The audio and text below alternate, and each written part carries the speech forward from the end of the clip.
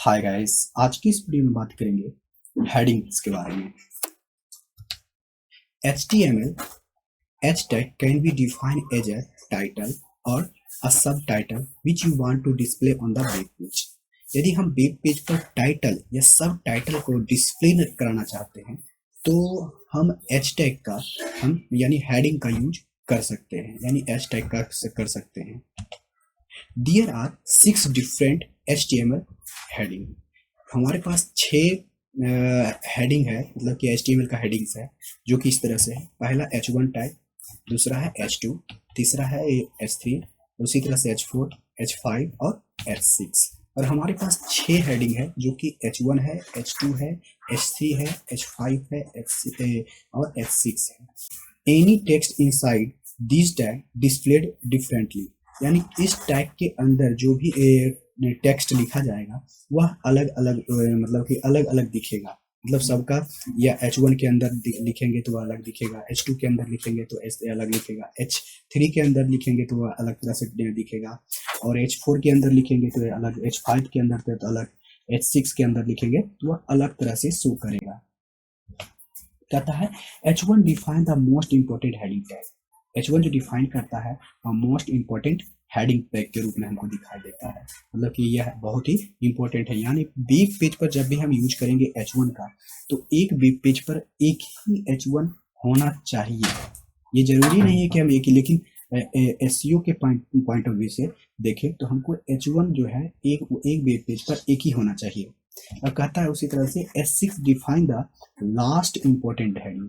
यह कहता है यह H6 क्या है, मेरा लास्ट हेडिंग, जो कि डिफाइन किया जाता है लास्ट हेडिंग के रूप में। तो चलिए इसको हम प्रैक्टिकली पहले देखते हैं। यहाँ तक हम पहले से कुछ लिख के रखे हुए हैं। ये मेरा mypage.html नाम से मेरा फाइल बना हुआ है, वहां पर है। तो हम सबसे पहले H1 के अंदर लिखते हैं, ठीक है। H1 के अंदर लिखते हैं हेडिंग 1, इस तरह से हम लिख देते हैं H1 ओपन, H1 क्लोज। हम इसको जल्दी सा लिख लिए हैं। तो उसके बाद हम देख सकते हैं यहाँ पर मेरा डॉक टाइप HTML है जो कि HTML5 का वर्जन को बताता है, और ये मेरा HTML ओपन है। यहाँ हेडिंग ओपन है, हेडिंग के अंदर टाइटल है मेरा लिखा हुआ, उसके बाद हेडिंग क्लोज, उसके बाद बॉडी के अंदर ये मेरा H1, H2, H3, H5 ये मेरा सब लिखा हुआ है। और इसको देखेंगे कि यह किस तरह से शो करता है। ये यहाँ पर जो मेरा फाइल है, ये पहला H1 जो कि अलग तरह से दिख रहा है, ये मेरा H2 कुछ अलग दिख रहा है, इससे छोटा, और ये इससे छोटा है, ये इससे छोटा है, और ये इससे छोटा है, और ये इससे छोटा है। यानी H1 जो है सबसे ज्यादा शो होता है, मतलब सबसे ज्यादा बड़ा दिखता है, और H2 उससे छोटा है, H3 उससे छोटा, H4 उससे छोटा, और इससे छोटा, सबसे लास्ट है मेरा H6 है।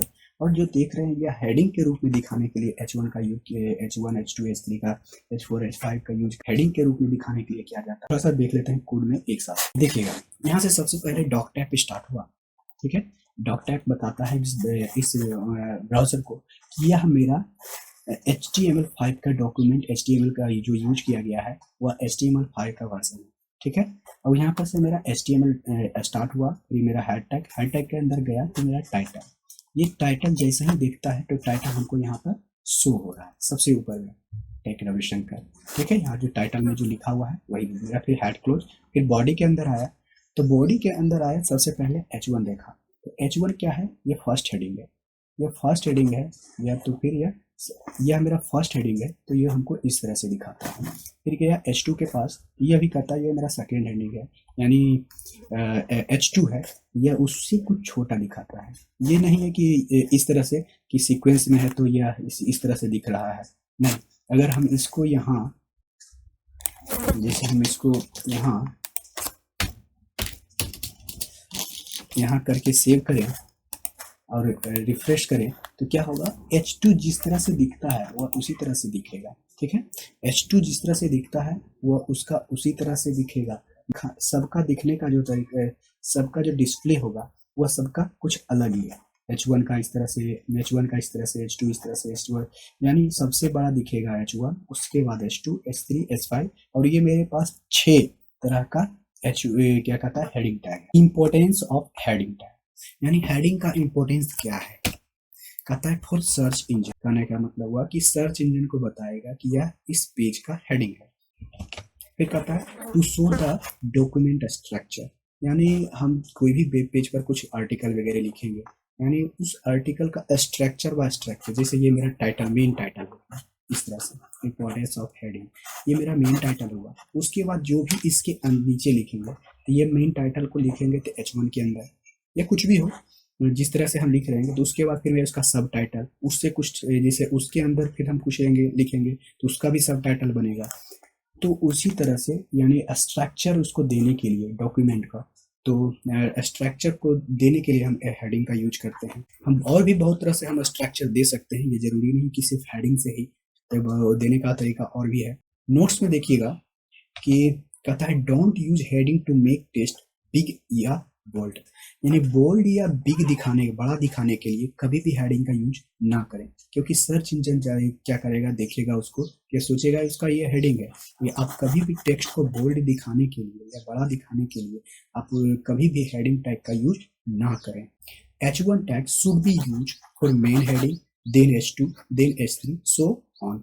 मेन हेडिंग जो लिखा जाता है वह H1 के अंदर, उसके बाद फिर उसका जो फिर जो जाएगा तो H2, उसके बाद फिर H3, उसी तरह से H5, H6 उसी तरह। तो आपको यह वीडियो कैसा लगा कमेंट बॉक्स में बताइएगा। Till then thanks for watching.